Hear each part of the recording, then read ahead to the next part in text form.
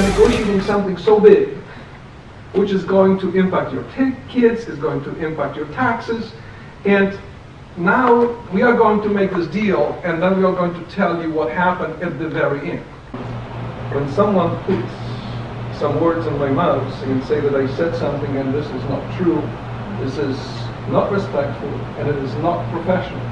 And if this is done by someone who is a teacher, representing a group of teachers, what kind of principles do we teach our kids? Lie is a lie.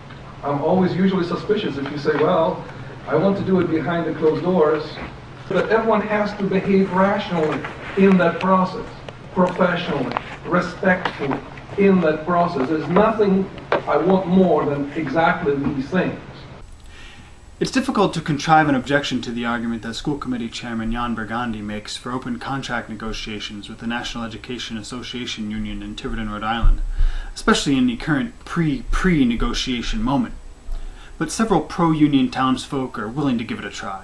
My biggest concern with the potential for a public airing of the negotiation is the fact that you're going to expend a great deal of negotiation capital up front by getting it in a public forum.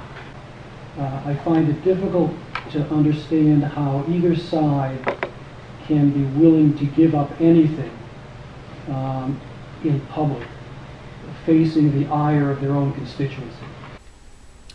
The image of negotiations presented by those who think that they should be conducted in closed executive session is as a mysterious art in which only a select few should have access to all the necessary information, because heavy-breathing constituents on both sides would refuse to compromise.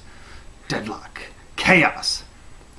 The truth is that they really don't want another side represented, the side that's skeptical about the whole process. I've heard some people publicly say they're union busters. Well, that doesn't make me feel very comfortable. I want to be dealing with people where I already know where they're coming from in that way. I would have to say that no matter what situation you're in, whether it's a one-on-one or 700 people in an auditorium, everyone hears things and reads things differently. Every individual interprets things differently. In the immortal words of Pontius Pilate, what is truth? I can't help but wonder why we should bother putting contracts on paper at all, since the written word is no less subject to interpretation than the videotaped word. Epke wonders a different why. In my mind, if I wanted to participate in negotiations, why would I elect a school committee? It's a good question, and any attempt to answer it must consider the process as it exists. Discussions begin at the fabled negotiating table, with a handful of representatives from each side. Those negotiators then walk through closed doors, sometimes in the middle of a session, to present their results to their respective committees, the full school committee on the management side, and a larger union negotiating committee on the union side.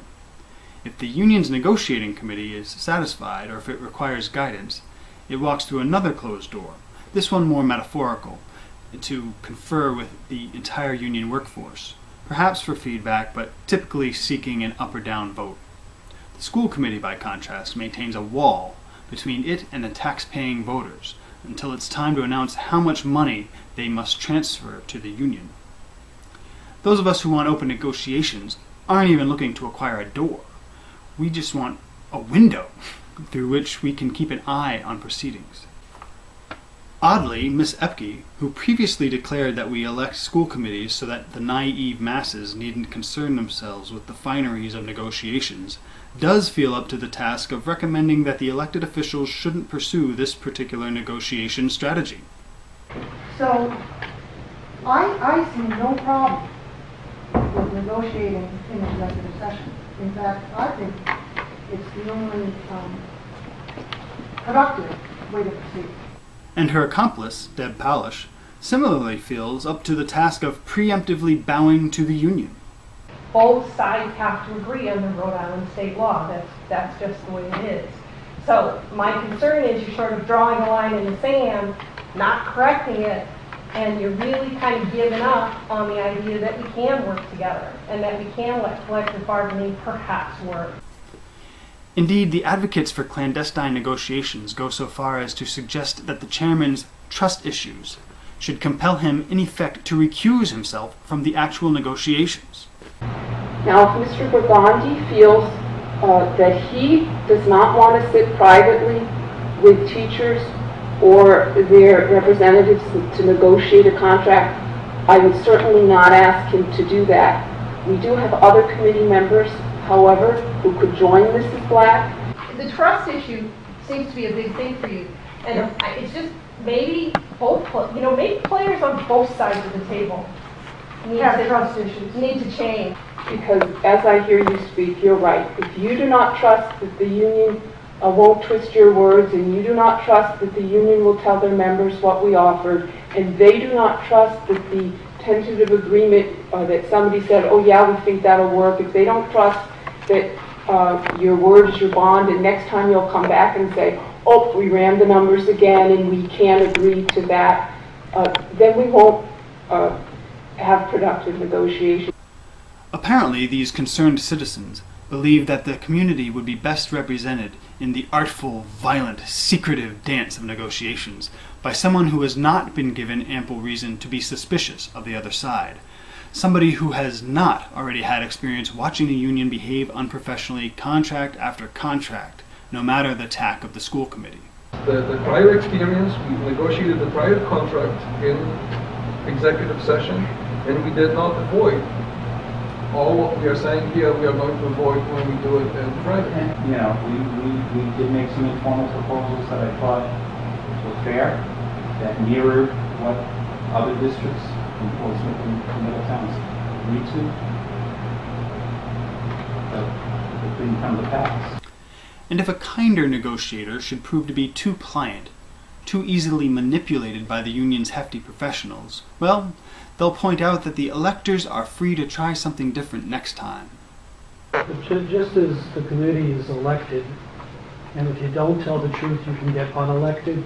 Correct. Union leadership is elected, and if they don't tell the truth, they can get unelected.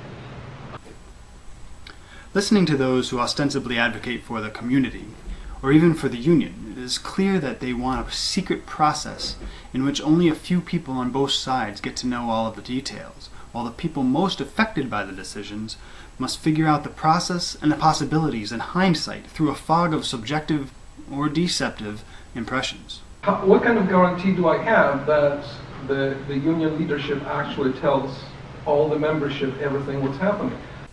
Whom does that state of affairs benefit? As I predicted when the committee approved an arbitrated award back in January, the union is not negotiating and will not negotiate this contract during hard economic times, as long as it can expect to get a better deal when circumstances improve, complete with retroactive pay. In other words, we have plenty of time to discuss open negotiations, and we have much to learn from the arguments of those who argue against them, especially when they appear again in order to explain to the school committee why leaving retroactive pay on the table for years is really in the public interest, even if only an elite few in the public can be trusted to comprehend why.